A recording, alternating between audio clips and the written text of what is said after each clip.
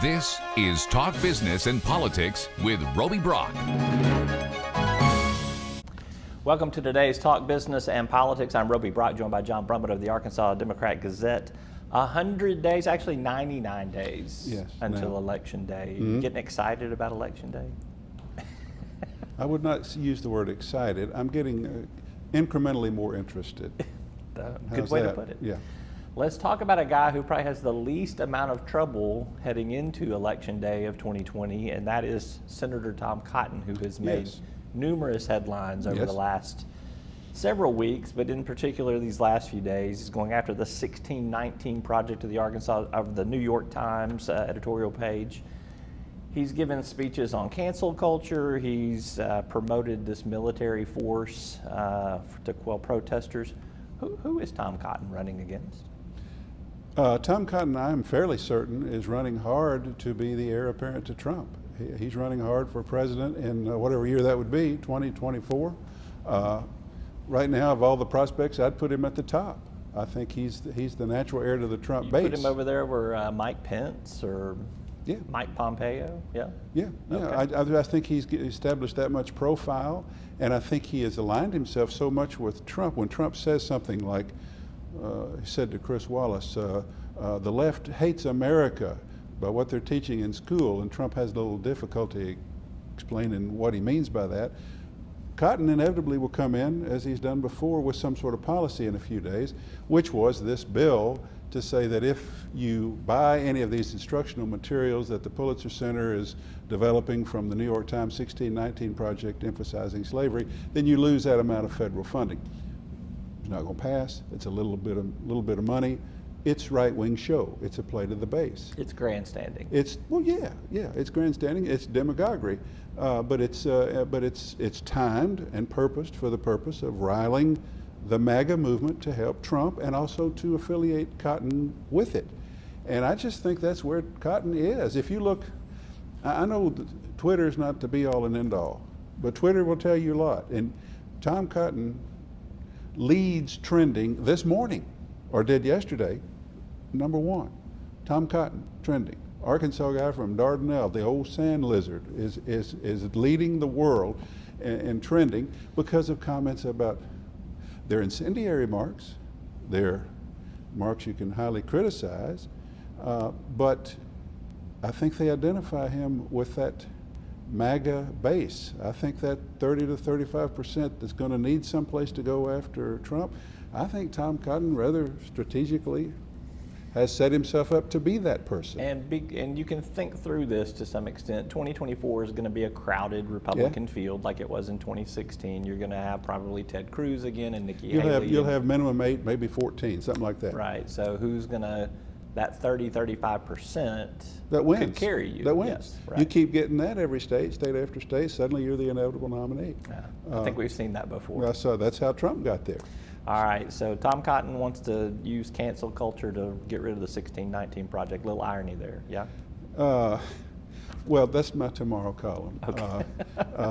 The junior senator has many attributes. A sense of irony may not be one of them.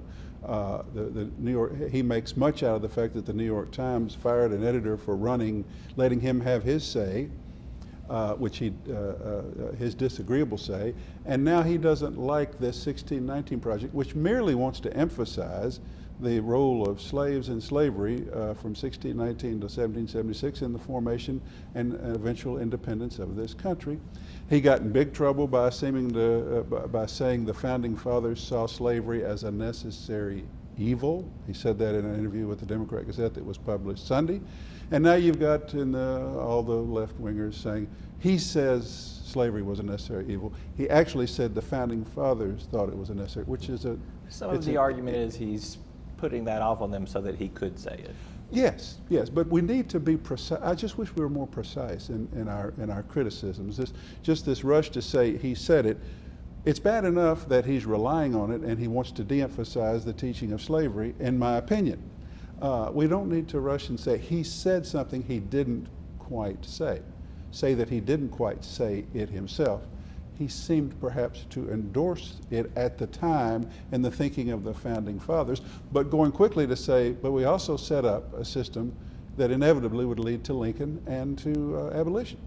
He said all that. Just let's have a little more context in what we say. Not that I want to defend Tom Cotton. I have very little regard for his political positions. But we'd be better off if we'd use 2 sentences or 3 sometimes, rather than rushing to emphasize the one phrase. All right. That was my little soapbox on that. Less than 100 days to go. Trump versus Biden. Who wins? Where are you putting your money today? Well, I guess some odds on Trump right now, because Biden leads in the polls 11 to 15 points. I would take some decent odds and put my money still on Donald Trump. Really? I would. Look, it's a soft 11. It's a soft 15.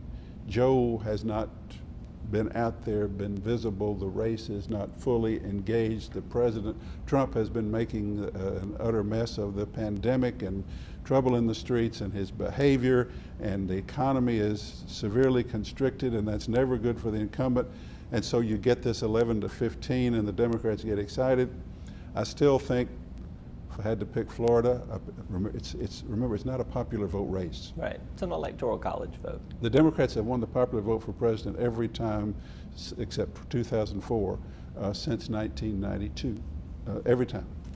But we've had 2 Republican presidents during that time who didn't get the majority vote. So I still think Florida, Trump is a natural advantage for Trump. I still think Ohio is. And I still think when all is said and done, that 15 to 11 will be down to 48, 46, which is what Hillary won the popular vote by, and we'll still be sitting around 1 a.m. November 4th morning, wondering about close races in 3 or 4 or 5 states, mainly the 3 Midwestern ones. I think that's where we're inevitably headed in this race. I'd rather be Biden than Trump, in more ways than one, but in this, in political standing, I'd rather be Biden than Trump. But I think that Trump, the race is going to be very close, very close. Go either way. All right, Congressman French Hill versus State Senator Joyce Elliott. Who wins? French Hill, I guess. I mean, I've been down this road of thinking a Democrat could win in the 2nd district before. Clark Tucker was, I think, as strong a Democrat as you could get. Not to disrespect Joyce Elliott, but Clark Tucker had a lot going on, raised a lot of money, had national backing, and got to 52-46. I thought that was about the maximum a Democrat can do. We've done this road before. Pulaski County vote, big for the Democrat. White County, 80-20 for the Republican. Faulkner and Saline, similar, but not quite that big. So I think French Hill wins, but it's interesting to me. Did you see that French Hill, alone in our congressional delegation, voted for the bill that passed, brought by the Democratic majority in the House, to remove statues by the states in Statuary Hall that celebrate slavery or secession. Did you see that alone in our delegation, French Hill voted for that? I did see that, yeah. Interesting, because French Hill has generally voted with the other 3. He's generally voted a strict Trump line, and Trump, of course, is running as a neo-Confederate, apparently. I found that interesting. I wonder if French Hill there are 2 possibilities. He voted the way he thought was right. There's always that, and we should never not consider that. The other was, I wonder if he sees a need to temporize a little on these percolating race issues. I wonder if Joyce Elliott has him concerned at all. It was an interesting thing. There will be a permanent half-cent sales tax for highways on the ballot. Legislative referred, so it's not getting kicked off. No, I guess, it's on there. Yeah. unless something crazy happens. Pass or fail in this pandemically-led economic recession? Roby, I hate to not answer questions. Are you going to dodge my question? I have to, because I mean, I can't. Neither answer am I comfortable with, because 1, this is a state that loves highway taxes, loves road infrastructure, relies on it in its rural culture to get anywhere. We already voted the half-cent for the bonds. This was not a tax increase, it merely continues it. However, we're in a severely constricted economy. so constricted that in our most liberal, one of our most liberal communities, Little Rock, the city pulled down its sales tax increase proposal, not even choosing to bother the people with such a thing. This couldn't come off the ballot. They probably wouldn't have taken it off if they could. But you're asking people to vote taxes when they're economically frightened about, not just economically frightened, but generally frightened. They are paying the tax right now But already. they're paying it now. Highways remain popular. The other factor in this is, one thing we've learned in this pandemic, and what they tell us, is that if we ever come out of it, we're going to be in a new economy that'll be more virtual than actual transportation. We'll be using the information superhighway, not asphalt and concrete. We'll be driving less, and we'll be paying less for motor fuel, but will the people choose? Will there be an element of the electorate that will say, do we really need to keep paying for roads what we're paying, because I don't use it as much, and we're not going to use it as much because I'm going to be working at home and all my stuff is shipped. I think all of that causes me to tell you, Your Roby, stuff gets shipped over a road. Right. I was getting ready to say that, Roby. My timing is just too slow for you. You're too quick for me. But yeah. I mean, the way it gets to you is on a big truck, and you don't need crumbling pavement for that. So all of that, I'm simply explaining that this is a fascinating circumstance, a confluence of very curious competing factors. The easy answer would be to say, in this climate, no, the people of Arkansas are not going to vote for a tax, even to continue a tax. But something tells me this thing might pass. Yeah, we haven't seen the campaign yet, so we'll see how the for and against but if you're paying, line up. if the case can be made, you're going to need roads, period. Our farm to market culture needs roads. We're talking about needing a $2.3 billion connector between northeast and northwest Arkansas, the 412, which is, those are our two thriving areas, and you need to be able to get there more easily.